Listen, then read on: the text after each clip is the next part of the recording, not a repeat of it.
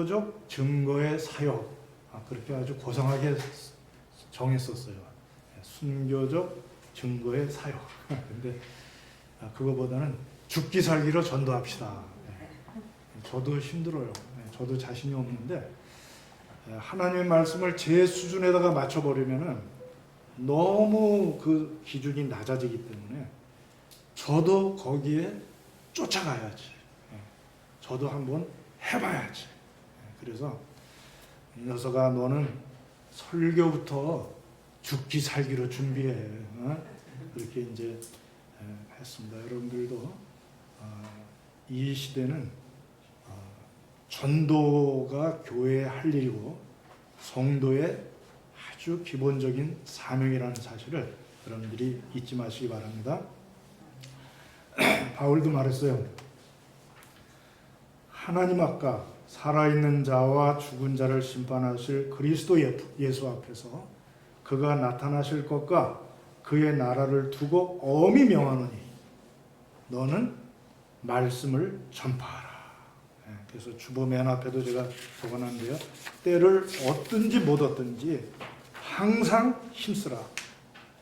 그래서 우리가 좋은 때, 여러분들 복음 전하기 좋은 때에도 안전하고 복음 전하기 나쁜 때는 더 안전하고 그러면 언제 전도하겠어요?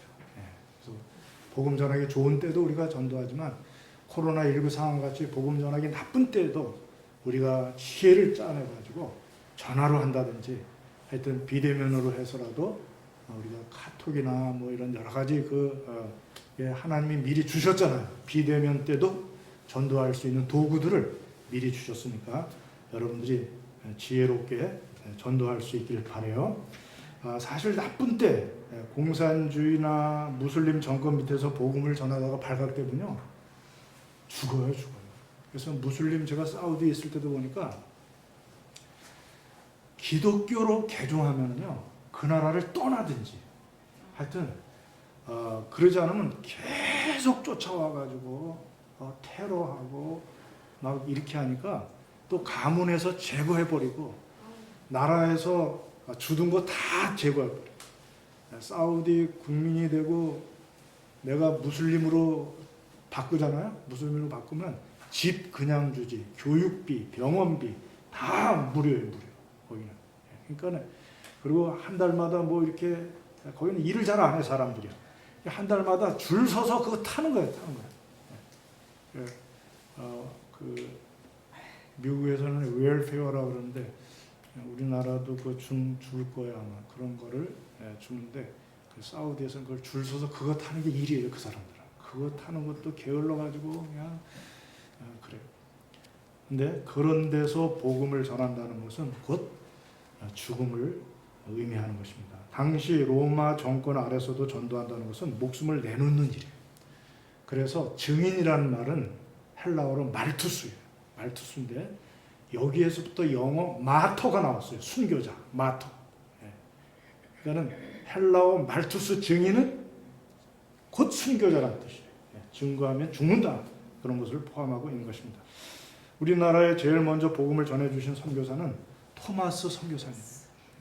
영국 하노버 교회 목사님이 아버지 토마스예요. 아버지 토마스. 그래서 토마스 주니어를 이제 결혼시켜서 중국 선교사로 보냈어요.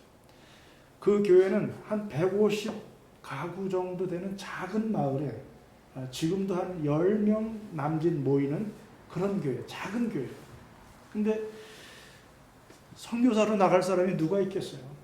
선교사로 보내고 싶은데 교회가. 그러니까 아들 부부 결혼시켜서 중국으로 보냈습니다. 경제적으로나 뭐 여러 가지가 힘들었어요. 풍토병이나 뭐 이런 거. 근데 중국 선교하는 중에 사모님이 아기를 잉태했습니다. 토마스 선교사님이 중국 선교하러 이제 여러 곳에 돌아다니고 있는 중에 그 사모가 아기가 유산되었어요. 그 과정을 홀로 겪는 과정 중에서 본인도 죽었어요. 아무래도 이 선교사님이 빨리 집에 가봐야 되겠다 하는 불길한 마음이 들어가지고 막 집에 왔어요. 잉태한 그 사모가 잘 있나. 그래서 불렀어요. 막 불렀는데 대답이 없는 거예요. 그래서 불안해가지고 방문을 여니까 그냥 피가 방에 여러 군데 난자하게 흘려져 있고 싸늘한 시신으로 누워 있었어요. 선교사님은 시리에 빠져서 고국으로 돌아갈까 생각하시는데 어느 모임에서 조선이라는 나라가 있다는 것을 알게 되었어요. 그 소리를 듣자마자 마음이 뜨거워졌어요.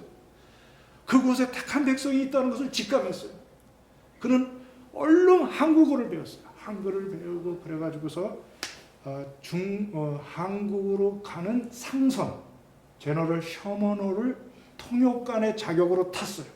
타고서 이제 그리로 올라가는데 그 당시는 대원군이 쇄국 정책을 쓰는 때라 외국 얼굴 하얗고 코 큰 사람들 오면 무조건 그냥 공격하는 거예요. 대동강에 거슬러 올라오는 그 배를 갖다가 막 포를 쏘고 막 이래가지고 좌초시켰어요. 파손된 데서 이제 사람들이 강변으로 기어 나오는데 선교사님도 나오다가 박춘건이라는 포졸에게 붙잡혔어요. 그래서 박춘건이라는 포졸이 칼을 높이 들고서 내리치려고 할 때 잠깐 하면서 보따리를 주면서 이것은 내가 당신에게 주는 마지막 선물입니다. 그리고 주고 하나님은 당신을 사랑합니다.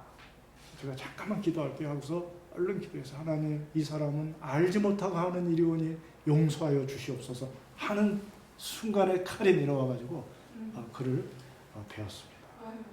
그래서 대동강변이 뭐 한동안 피로 오랫동안 물들어 있었다 그러는데요.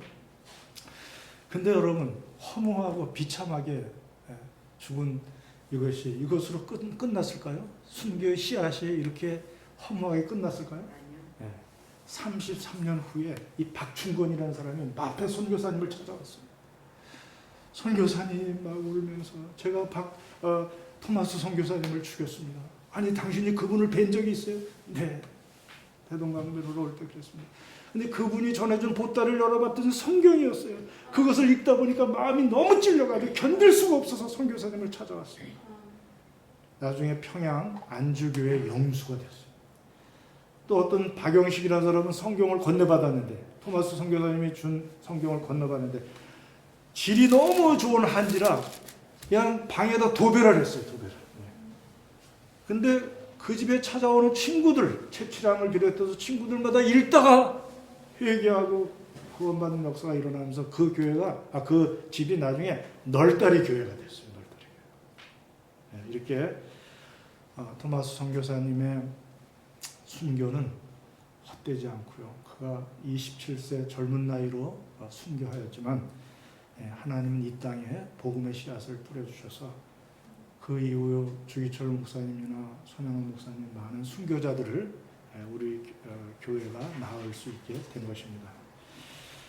지난주에 이방인들이 교회를 핍박하는데 그 핍박이 부분적으로만 된다고 그랬어요. 부분적으로. 그래서 성전 안에서 예배드리는 참 성도들에게는 미치지 못하고 성전 바깥마당에서 있는 거짓 성도들 교회 안에 같이 신앙생활하지만 거짓 성도들에게는 그 핍박이 임했다 그랬어요. 그래서 그들이 이방인에게 짓밟히도록 내어버려 두라. 측량하지 말라. 그냥 두라. 예수님도 누가복음 21장 24절에 예루살렘 성이 이방인들에게 짓밟히리라. 이렇게 예언한 그대로 그렇게 된다고 했습니다. 이 말씀을 들을 때 우리는 이렇게 생각하면 안 됩니다. 누구는 가짜야. 안 되겠어. 이러면 안 돼요. 이 말씀을 들을 때 자기만 생각해야 돼요. 자기만. 그래서 정말 나는 참 성도인가. 다른 사람을 판단하면 안 됩니다. 인간적인 판단은 옳지 않아요. 하나님만이 판단하실 수 있습니다. 근데 이 말씀을 왜 주셨어요? 로마 정권 밑에서 핍박받는 때 교회가 시달리지만 하나님은 참 성도들을 끝까지 보호하신다는 메시지로 끝까지 믿음을 지키는 자들을 위로하고자 하는 거예요. 그래서 7장에 이미 14만 4천 하나님의 입맞은 자들을 하늘의 그 보좌 앞과 어린 양 앞에서 흰옷을 입고, 예수님의 붉은 피로 씻어 받은 흰옷을 입고 종려가지 나무를 들고 찬양을 하고 있는 모습을 보여준 거예요. 이 사람들이 현재는 그냥 사자밥이 되고 막 십자가에서 화형당하고 이런 과정을 거치지만 하늘나라에 이미 가 있어요. 하늘나라에 이미 가 있어서 흰옷 입고 종려나무를 들고, 종려나무는 승리자들이 드는 거거든요. 그 종려나무를 들고 하나님 앞에 찬양하는 모습을 미리 보여주므로 너희들이 아무리 고난을 겪고 힘들다 하더라도 참 성도들인 공동체인 교회는 하늘에 그대로 옮겨져서 안전히 거하고 있다는 것을 보여주므로 그 로마 정권 아래에서 핍박당하는 그 성도들을 위로하기 위해서 이 말씀을 주신 거예요. 그러므로 우리가 선상의 관점에서 현실을 바라보도록, 그냥 눈에 보이는 게 전부가 아니라 선상의 관점에서 우리의 현실을 바라보도록 하기 위해서 이 말씀을 주신 거예요. 그래서 미리 하늘나라를 열어서 사도 요한에게 보여주심으로 우리가 그 관점을 갖도록 그렇게 하신 것입니다. 그러므로 우리는 깨달아지는 대로 회개하면 돼요. 우리가 그냥 이런 특히 코로나19 상황 가운데서 여러분들이 그냥 흘려보내지 마시고 자기를 좀 깊이 들여다보면서 나는 정말 참 성도인가 하는 것을 들여다보시기 바랍니다. 목사인 저도요, 두려워요. 정말 주여 주여 하면서 하나님의 주님의 이름으로 귀신도 쫓아내고 능력도 행하고 선지자 노릇도 하고 이렇게 하지만 우리 주님이 말씀하셨어요. 내가 너를 도무지 모르노라. 내 뜻대로 행하는 자라야 나의 종이니라. 그 열매로 그 나무를 아느니라 할 때 얼마나 두려운지 몰라요. 그런데 여러분, 이런 말씀을 들으면서 정말 두렵다. 나는 정말 참 성도인가 막 고민하는 사람은 참 성도예요. 근데 이런 말씀을 들으면 그냥 아무것도 느껴지지 못하고 이런 분들은 오히려 위험해요. 듣는다고 하는 사람은 사실 못 듣는 거예요. 내가 잘못 듣나 못 듣나, 내가 제대로 하고 있나, 내 생각대로 내 마음대로 하면서 주여 주여 하고는 있지 않나, 내 마음대로 신앙생활하면서 주님의 뜻대로 한다고 가식적으로 그러진 않나, 이렇게 자기를 돌아보는 사람들은 오히려 참 성도들이에요. 자, 지난주에 성도들이 할 일이 뭐라 그랬어요? 왜 핍박 가운데 보호해 주시고 지켜주신다 그랬죠? 전도예요, 전도. 그래서 세상이 점점 악해지는데 우리를 세상 가운데 그냥 전도하라고 내보내시겠어요? 아니에요. 권세를 주신다 그랬어요. 그 권세는 어떤 권세냐? 우리가 그냥 권세를 주신다 그러면 뭐지? 이렇게 잘 와닿지 않잖아요. 그래서 엘리야의 권세와 모세의 권세를 예를 들어서 우리들에게 말씀하고 있어요. 엘리야의 권세는 뭐예요? 예언한 동안 3년 반 동안 비 오지 않게 했더니 비가 안 오고 다시 오게 했더니 비가 오는 자연 만물도 순종케 하는 거예요. 그리고 자기를 잡으러 온 자가 위에서 불이 내려와 가지고 그들을 태워버리는, 이 입에서 불이 나가는 것 같은 그런 권세. 갈멜산상에서 불이 내려와 가지고 재물을 다 태움으로 불의 사자, 불의 선지자라는 것. 그는 불말 타고 회오리바라처럼 하늘에 올라간 선지자예요. 이런 권세를 복음을 전하는 성도들에게, 복음을 전하는 교회에게 하나님이 주시겠다고 약속하고 있는 거예요. 모세의 권세는 어떻습니까? 애굽의 사람들이 나일강의 젖줄이라 그러면서 거기에서 나오는 농산물이나 모든 그 음식 그런 것들을 감사하면서 오히려 우상으로, 나일강을 우상으로 섬기는 것을, 그 우상을 깨트려서 핏빛으로 만들고 아무 때든지 원하는 대로 땅을 재앙으로 여러 가지 재앙으로 쳤던 권세. 그래서 티끌을 치니까 이가 되고 뭐 개구리, 뭐 파리 이런 것들이 막 재앙으로 칠 수 있는 아무 때나 원하는 대로 여러 가지 재앙으로 땅을 치는 권세. 이런 권세를 전도하는 교회, 전도하는 성도들에게 주신다고 약속하고 있습니다. 그러니까 여러분들이 촛대가 되어서 이 세상을 복음으로 빛을 발하는 그런 사람이 될 때 그 촛대나 등대나 같은 뜻이에요. 등대가 빛을 발하고 할 때 성령의 기름을 우리 하나님께서 충만히 부어주실 줄로 믿습니다. 아멘. 여러분들이 먼저 빛을 발하고자 입을 열어서 복음을 전해야 돼요. 그러면 우리 성령님께서 권능을 여러분들에게 허락하여 주셔서 이 시대에 능력 있는 증인으로 삼아주실 줄로 믿습니다. 여기서 우리가 간파해야 될 게 있어요. 참 성도의 공동체인 교회가 이 땅에 하나님의 나라를 대표하는데 그 하나님의 나라와 잠시 세상을 장악하고 있는 사탄이 주장하는 세상 나라, 사실 짐승으로 표현하고 있는데 7절에 짐승, 그 짐승은 적그리스도예요. 악한 정권이에요. 때로는 네로가 적그리스도였고 때로는 히틀러가 적그리스도였고 때로는 스탈린이 적그리스도였고 그 시대마다 사탄의 도구로 쓰임받는 적그리스도가 있는데 그 짐승이에요. 짐승. 이제 뒤에 후반에 나오는데 그 짐승과 항상 적대적인 관계예요. 적대적인 관계. 엘리야 당시도 아합과 이세벨이 다스리는 가운데 바알과 아세라 세상이었어요. 그러니까 하나님의 나라의 증인 엘리야가 힘들었겠어요? 안 힘들었겠어요? 힘들었죠. 그러나 반대로 엘리야가 자꾸만 복음을 이렇게 하나님의 말씀을 증거함으로 말미암아 아합과 이세벨도 괴로웠을 거예요? 안 괴로웠을 거예요? 괴로웠죠. 그리고 모세가 바로에게 가서 내 백성을 달라. 바로에게 지금 핍박을 받고 있으니까 이스라엘 백성도 힘들어요? 안 힘들어요? 힘들죠.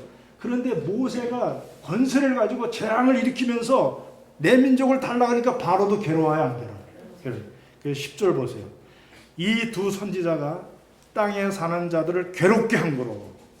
땅에 사는 자들을 막 복음을 전하고 말씀을 전하니까 듣기 싫어, 괴로워. 내 민족을 달라, 듣기 싫어. 그래 들어주는 척하고 팔이 없어지면 또 다시 안 들어주고 이제 그렇게 했었어요. 그래서 전 3년 반이라는 제한된 기간 동안 하나님은 교회에 권세를 부어주셔서 성령으로 충만케 해주셔서 전도할 수 있는 기회를 주십니다. 사실 예수님의 초림으로 시작되었어요.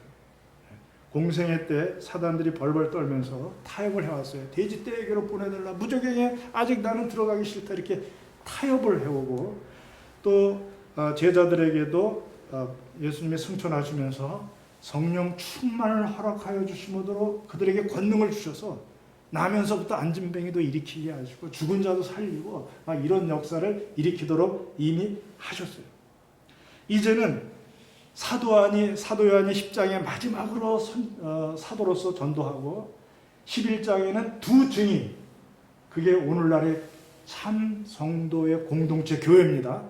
교회와 성도들이 바톤을 이어받아가지고 오늘 두 증인들이 전도하는 거예요. 11장에. 다니엘서에 보면 인류 역사가 71회로 나와 있는데요. 다니엘서 9장 24절부터 26절에 보면 인류 역사를 71회로 봅니다. 71회. 71회로 보는데 예수님이 탄생하실 때 69일회가 지났어요. 지금 초림부터 재림까지 한 일회만 남았어요. 한 일회. 그리고 11장 6절까지는 전 3년 반이에요. 전 4년 반. 오늘 7절서부터 13절까지는 후 3년 반이에요. 7절부터 13절. 전 3년 반은 미온적인 핍박이 주어짐으로 주로 이방인들이 거기에 짓밟혀요. 이방인들. 그러나 후 3년 반에는 아주 핍박이 극심함으로 말미암아 참 성도들도 핍박을 받아요. 그래서 굉장히 어려운 상황 가운데 그렇게 들어가게 되는데요. 자, 지금 이미 예수님의 초림부터 전 3년 반은 시작되었다고 보고 지금은 전 3년 반 시대예요. 이제 코로나19 전염병이나 큰 지진이나 기근이나 이제 경제적으로 굉장히 인플레이션으로 인하여서 어려울 때가 생깁니다. 이제 그렇게나 이럴 때 그 후 3년 반이 아주 지독하게 이제 되는데 그때가 언제냐면 7절에 보면 그들이 증언을 마칠 때 그들은 두 증인들이에요. 교회예요. 성도들이 복음 전파를 마칠 때, 이 마칠 때라는 말은 이런 뜻입니다. 이제 온 세상에 복음이 증거되면 내가 오리라 한 것처럼 온 세상에 복음이 증거되는 거예요. 그래서 뉴질랜드나 뭐 이런 뉴질랜드 옆에 자카르타가 인도네시아나 이런 데는 부족이 많거든요. 섬에. 그런 사람들에게까지 복음이 다 증거되면. 그래서 back to the 제루살렘이라고 이 복음이 실크로드를 타고 다시 예루살렘에 가서 이스라엘이 뒤집어질 때, 이스라엘에 충만한 수가 들어올 때, 그들이 대대적으로 회개할 때, 이때가 종말인데 이때가 바로 그들이 그 증언을 마칠 때예요. 온 세상에 복음이 증거될 때예요. 이때 대대적인 핍박이 시작돼요. 바로 여기에요. 7절에 여기에요. 대대적인 핍박이 시작했는데, 자, 다니엘서 12장 7절에도 이런 말씀이 나옵니다. 한때, 두때, 반때를 지나서 성도의 권세가 다 깨어지기까지니 이 모든 일이 다 끝나리라 하셨어요. 그래서 한때, 두때, 반때는 뭐예요? 세때 반이죠. 3년 반, 1260일, 42달 이런 건 다 전 3년 반, 또 후 3년 반, 요 한 일회를 이렇게 나누는 거예요. 그래서 다니엘서 8장 14절로 가보면 2300일이 나와요. 2300일. 그거는 6년 6개월이에요. 7년 되기 6개월 전에 대대적인 아주 그냥 심한 그런 핍박이 일어난다고 그렇게 말씀하고 있는데요. 하여간 이때 무적행으로부터 올라오는 짐승이 증인들과 그들과 더불어 전쟁을 일으켜 그들을 이기고 그들을 죽인 터인죠. 이때 보면은요, 교회가 패배하는 것처럼 보여요. 얼마나 최후의 발악을 하고 무적행에 안 들어가려고 이 악한 사탄의 세력들이 총 집결해가지고 하여튼 세상의 악한 정권들이 다 집결해가지고서 그냥 믿는 자들을 핍박하는데 그때는 마치 교회가 패배하는 것처럼 보입니다. 그래서 8절에 보세요. 그들의 시체가 큰 성길에 있으리니, 증인들의 시체예요. 성도들, 전도하다가 죽은 성도들의 시체가 큰 성길에 널브러져 있는데 이거를 방치하고 일부러 거두지 않고 이들이 10절에 보면은 그들의 죽음을 즐거워하고 기뻐하고 서로 예물을 보내리라 이렇게 말하고 있는 것을 봅니다. 그래서 여러분 아주 이 후 3년 반 극심한 때에는 교회가 패배하는 것처럼 보이고 많은 전도자들이 순교하고 이렇게 힘들어지는 그런 때가 오는 것입니다. 그들이 최후의 발악을 해요. 거기 어디예요? 소돔이라고 하기도 하고 애굽이라고 하기도 하고 8절에 여기 한번 8절 한번 그들의 시체가 큰 성길에 있으리니 그 성은 영적으로 하면 소돔이라고 하기도 하고 애굽이라고도 하고 그들의 주께서 예수님께서 십자가에 못 박히신 곳이라. 이게 무슨 뜻이에요? 소돔은 죄악이 관영함으로 인하여서 유황불로 심판받은 그런 지역이, 롯이 도저히 하나님의 사람 롯이 살 수 없을, 견디지 못할 그런 곳이 소돔이고, 애굽은 뭐예요? 이스라엘 백성들이 핍박을 받음으로 말미암아 거기서 빠져나올 수밖에 없는 세상 나라의 대표예요, 애굽. 그런데 예수님이 십자가에 못 박히신 곳은 어디예요? 예루살렘이에요, 예루살렘. 예루살렘인데 그 예루살렘이 원래는 거룩한 성이지만은, 그러나 예수님을 십자가에 못 박아 죽이는 최악의 성이 되었어요. 그래서 이 세 개의 특징은 뭐예요? 하나님의 택한 백성 참 성도들 교회와 적대적이라는 거예요. 적대적. 그래서 이것은 특별히 어느 장소라고 하기보다는 죄악이 관영한 세상 나라 한복판에 하나님의 백성들을 핍박하는 그런 모습을 그립니다. 사실 이 말씀은 당시 이 말씀이 기록될 때는 이 세 개를 합쳐서 로마로 보았어요. 로마로. 그래서 그들이 그냥 얼마나 핍박을 받았는지 10대 황제가 한 250년 동안 핍박했어요. 313년이 돼서야 기독교를 국교로 공인하기 전까지 얼마나 핍박을 했냐면, 굶주린 원형 경기장에서 굶주린 사자밥이 되게 하고, 또 십자가에 달아가지고 밑에서 장작을 떼가지고 태워서 죽이는데, 여러분 한번 물어봅시다. 사자밥이 되는 게 더 끔찍해요? 십자가에 매달아 놓고 밑에서 장작으로 불 떼는 게 더 끔찍해요.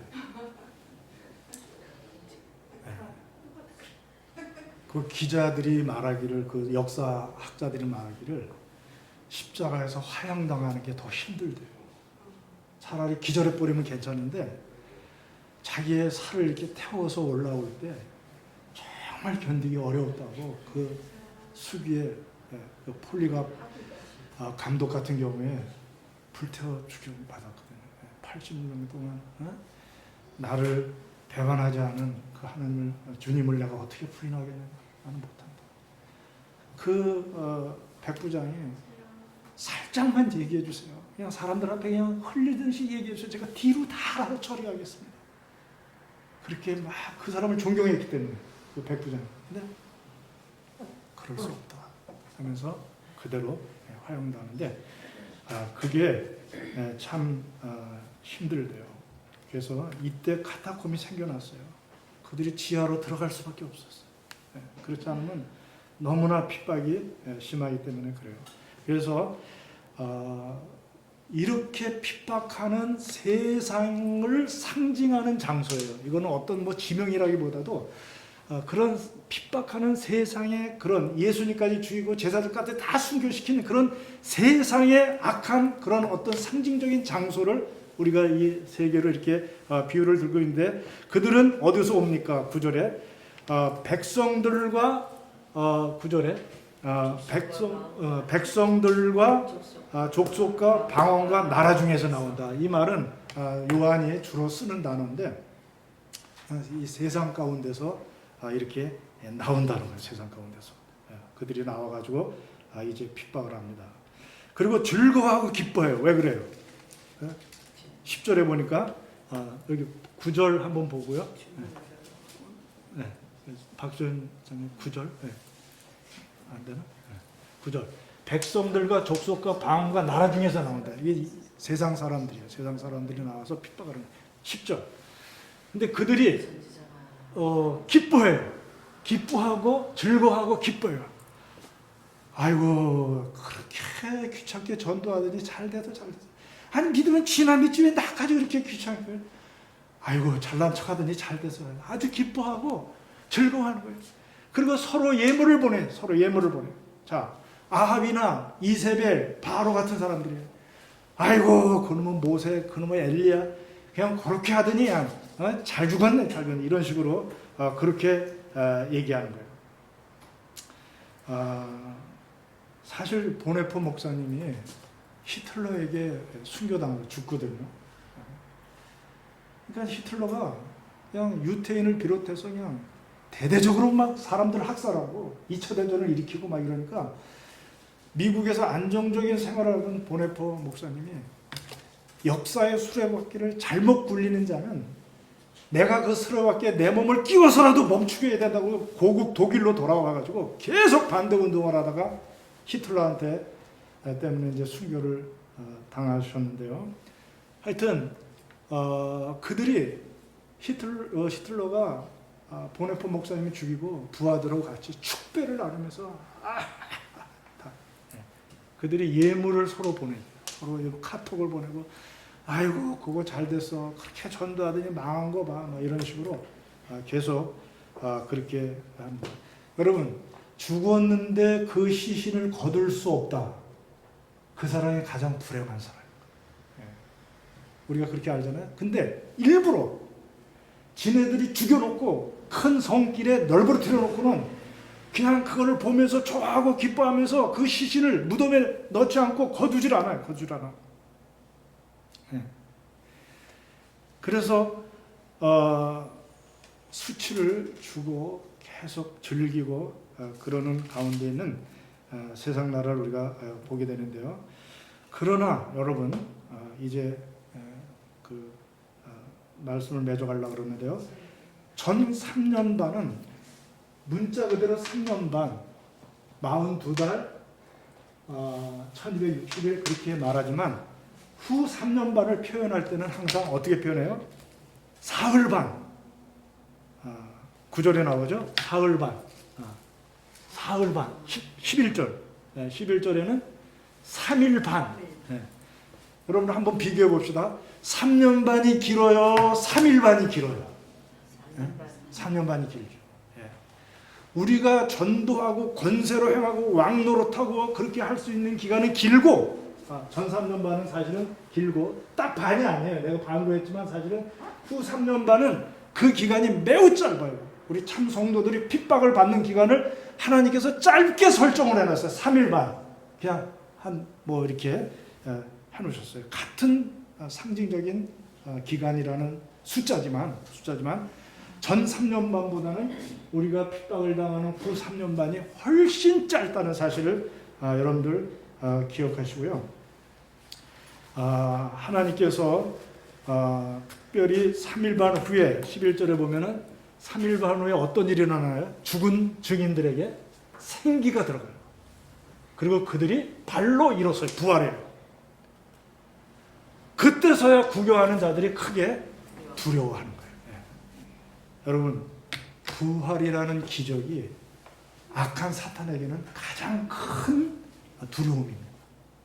그들이 가지고 있는 죽음의 권세를 깨트리는 거기 때문에 자기네 권세가 완전히 무너져 내리는 거기 때문에 이 부활시킬 때 사탄이 제일 두려워하고 사탄의 조종을 받던 안 믿는 자들이 크게 두려워하는 이런 모습을 봅니다. 바리새인들이 예수님에게 표적을 보여주십시오. 그러면 믿겠습니다. 그때 예수님이 뭐라 그랬어요? 요나의 표적밖에 너희에게 보여줄 게 없다. 그게 무슨 뜻이에요? 3일간 골배 속에 있던 것처럼 3일간 무덤에 있으시다가 나오는 그거를 상징하기 때문에 부활을 말하는 거예요. 부활. 요나의 표적밖에는 너희에게 보여줄 것이 없다. 그래서 최고의 기적이 뭘까요? 부활이에요. 부활. 이 부활을 보여주는 거예요. 근데 부활할 뿐만 아니라 그 다음에 12절 하늘로부터 큰 음성이 있어 이리로 올라오라. 승천까지예요. 승천까지. 다시 말씀드립니다. 예수님을 위해서 십자가의 길을 따라서 죽잖아요. 그러면 하나님께서 예수님을 본받아 부활시킬 뿐만 아니라 예수님이 구름 타고 승천한 것처럼 그들을 승천시켜요. 하늘로 끌어올려 가지고 그들을 품에 안으시는 것을 우리가 봅니다. 그런데 안 믿는 자들은 그거를 구경해.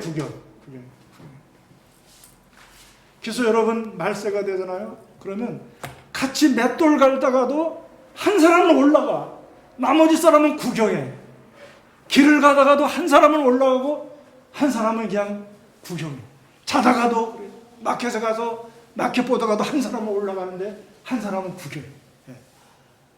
그런 날이 올 것입니다. 하나님이 택한 백성을 그렇게 하시겠다고 약속해요. 심지어는 예배드리다가도 어떤 사람은 올라가는데 어떤 사람은 남아서 쳐다보고 있어요. 하나님의 나팔 소리 울리면서 내 이름을 부를 때 우리가 공중에 끌어올려서 주님을 맞이할 수 있길 바랍니다. 여러분, 우리 자신들을 돌아봐야 돼요. 그래서 내가 등만 있는 게 아니라 기름까지 내용까지 준비하고 있는가를 우리가 살펴봐야 돼요. 그래서 마지막 13절이 결론입니다. 13절 제가 읽어드릴게요. 그때 큰 지진이 나서 성 10분의 1이 무너지고 지진에 죽은 자들이 7,000명이라. 여러분, 10분의 1만 무너져요. 그러니까는 10분의 9를 남겨두신 것은 하나님의 긍휼하심인 줄로 믿습니다. 죽이는 게 하나님의 목적이 아니라 어떻게 하든지 회개하고 구원받게 하기 위한 긍휼의 마음으로 구원하기 위한 목적이 더 크다는 것을 우리가 알아야 돼요. 그러나 10분의 1이지만 죽은 자가 7,000명이라고 했어요. 7,000명은 무슨 뜻이에요? 완전수에다가 천을 곱해서 수많은 이 뜻은 무슨 뜻이냐면은 심판받을 사람을 완전하게 충만하게 정확하게 아주 철저하게 심판하신다는 것입니다. 그래서 그 심판을 보던 10분의 9가 어떻게 합니까? 두려워하여 영광을 하늘의 하나님께 돌리더라. 그래서 9장 20절 21절에 끝까지 회개하지 않고 고집 부리고 십계명을 계속해서 살인, 간음, 추 이렇게 하던 자들이 사도 요한의 전도와 두 증인의 순교적 증언으로 말미암아 이들 중에 얼마가 돌아옵니다. 이들 중에 얼마가 회개하고 경외한다. 하나님을 두려워한다는 경외하면서 그들이 하늘의 하나님께 영광을 돌리는 역사가 일어납니다. 그래서 우리는 전도해야 돼요. 이 기간 우리가 열심히 전도하고 죽기 살기로 죽어도 살아요. 전도하는 자는 하나님이 부활시켜서 승천시키고 이미 하늘나라 한 보좌 앞과 어린 양 앞에서 우리가 찬송하고 있어요. 우리가 땅에 있지만 동시에 하늘에 있다니까요. 여러분들 그 관점에서 오늘 우리들을 바라보시기 바랍니다. 그래서 힘들어도 여러분들이 위로받으시길 바라고, 특별히 코로나19 상황 가운데서 정말 우리 자신들을 돌아보고요. 이 어려운 과정에서 딱 두 가지 특징이 있습니다. 참 성도들은 이런 종말의 재앙과 코로나19 같은 재앙 가운데서 오히려 더 회개하고 자기 믿음을 점검하고 내가 과거에 왜 이렇게 침체됐지? 왜 이렇게 내가 매너리즘에 빠져가지고 뜨거움을 잃어버렸지? 하면서 다시 회개하고 회복하려고 그러고, 한국교회가 왜 이러지? 경각심을 가지고 막 이렇게 안타까워하고 코로나19 빨리 끝나기만 하라 더 열심히 해야지 하는 마음을 갖는데, 반대로 그렇지 않은 짝퉁 가짜 성도들은 그런 것을 생각을 안 해요. 그래서 이렇습니다. 그들은 싫어하고 괴로워하고 힘들어요. 그래서 같은 종말의 상황에서도 참 성도들은 오히려 이것이 악을 제거하는 길이요 심판이 어둠을 제거하는 하나님의 공의를 회복하는 것이므로 나를 구원하기 위한 심판이고, 그래서 오히려 축복으로 받아들이고 이 과정에서 더 불순물을 제거하고 순금과 같이 되는 역사가 일어나는 것입니다.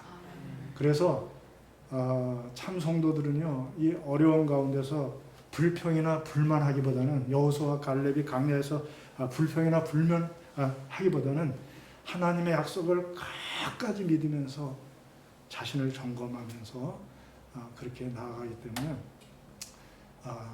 절대 이런 어려운 종말의 이런 상황 가운데서 불평 안 하고 그냥 이것을 더 자기에게 경각심을 가지고 돌아보는 기회로 삼는다는 사실을 아시기 바랍니다. 우리 기도하시겠습니다. 하나님 아버지, 계시록에 있는 대로 종말의 하나님의 스케줄대로 지금도 진행